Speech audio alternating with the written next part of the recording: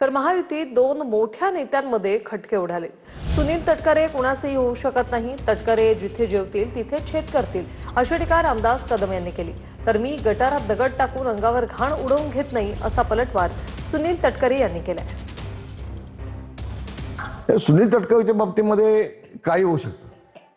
सुनील तटकरे कुणाचा होऊ शकत नाही, कुणाचाही नाही, त्याच्या बापाचा पण होणार नाही। तो तटकरे जिथं खाईल ना, जेवेल तिथं शेत करणार, ही तटकरेची औलाद आहे।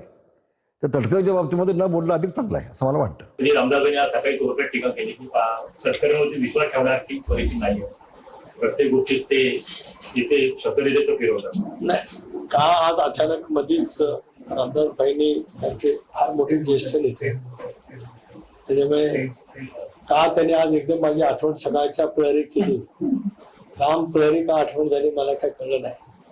पण माझा स्वभाव आहे की गटारामध्ये दगड टाकून अंगावर मी काय घाण उठून घेत नसतो, मला या विषयावरती काय बोलायचं